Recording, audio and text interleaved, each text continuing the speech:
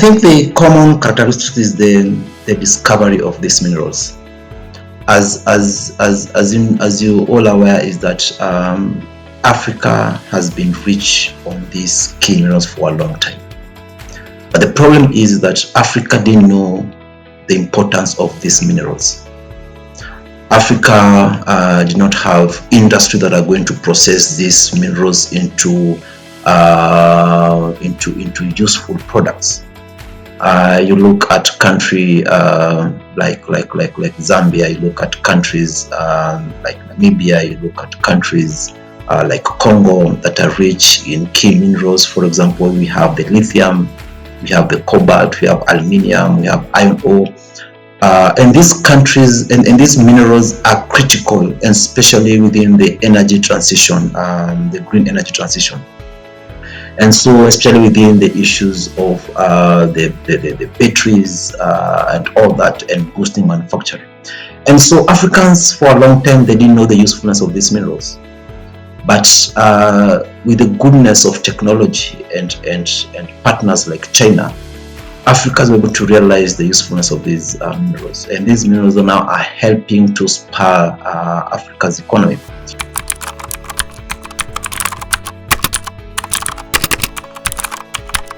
As you're aware that for a long time, Africa has been suffering from the issues of underdevelopment.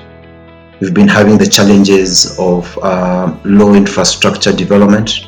Africa has not been trading with itself. We've had the issue of poverty rising in Africa.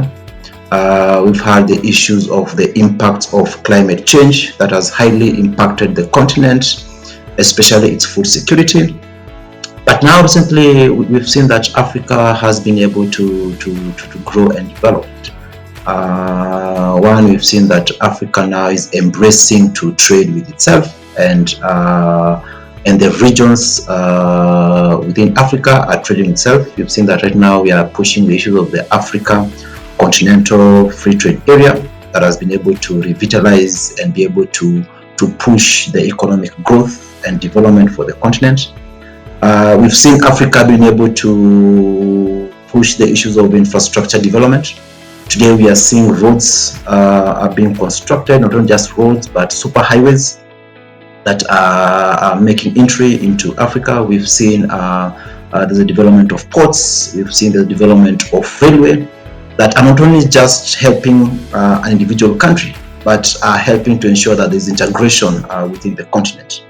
And this what has really changed in the recent years, especially from 2000, where we've seen there was the entry of the Forum on China-Africa Cooperation that was able to catalyze Africa's economic growth and development.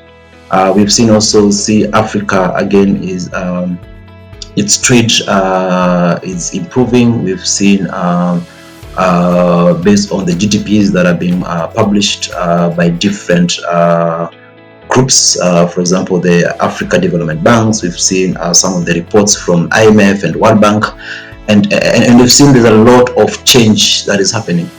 Countries that were once perceived as dark continents, which the Economist published back in the 20th century, but now it's now all of a sudden that Africa is growing and the development is being realized, and people are able now to enjoy development.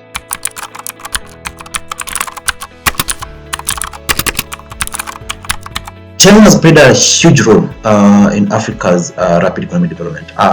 First, we've seen China has been able to provide affordable financial mechanism in Africa. We've seen China use its advancement to provide infrastructure development in the continent. We've seen roads that have been constructed. We've seen railways. We've seen ports. We've seen bridges that have been constructed. We've seen industries that China has constructed. We've seen schools. There are so many hospitals that China has constructed.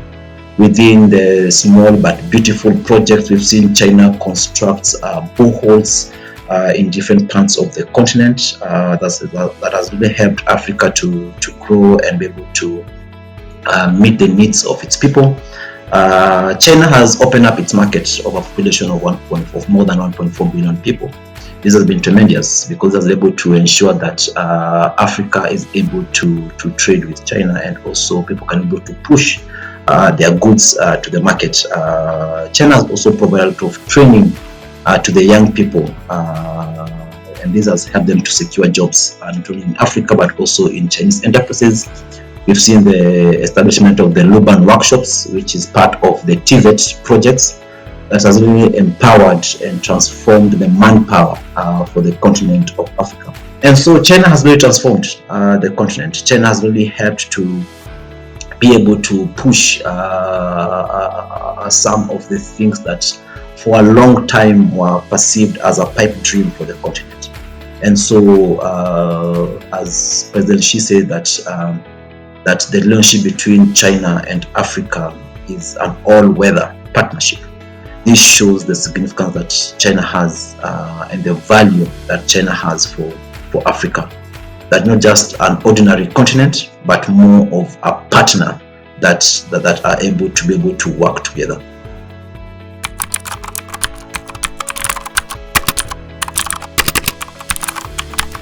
Congratulations on the 75th anniversary of the People's Republic of China. We know where China has come from. At some point, China's GDP was at par with Kenya, and today China has become the second largest economy in the world. China is the leading country in the world within the purchasing power parity. China is being viewed as the factory of the world. And these are the things that have made Africans to know more about China, because through this development growth, China has been able to push for these development projects in Africa.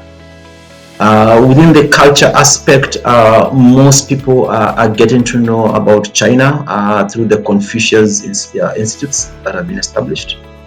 I've seen most universities right now are embracing the teaching of Chinese language, which is key. It helps people to understand the different civilizations. Remember, China has a rich civilization of over 5,000 years, and this has helped China to be able to be unique and be able to transform itself and its people.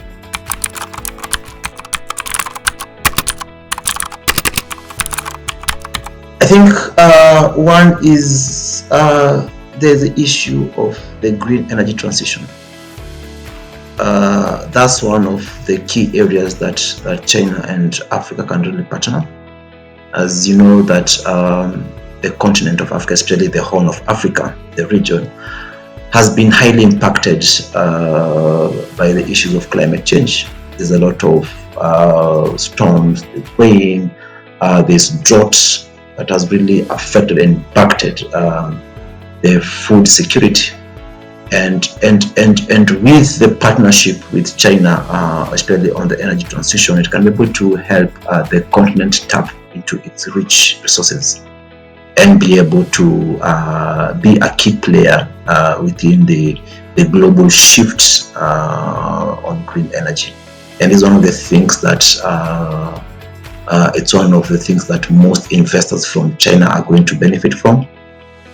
It's one thing that is going to reduce a lot of noises from the Western media and other players. It's one that is going to help protect the environment and ensure that people are able to coexist with the environment despite the various development-oriented infrastructure development that are happening. This is key. The other sector is that China and Africa can be able to partner in boosting the cultural development. You see, both China and Africa, one that they have in common, that they have a rich history of culture.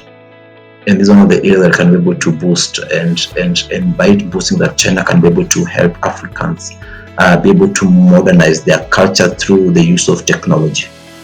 So that we don't lose our culture, we don't lose our history, so that we can be able to preserve it for generations and generations to come, which China has done. If you go to most of the museums in China, you're able to see how they're able to preserve their culture through the issues of technology, which is key for the continent of Africa, so we don't forget where we've come from.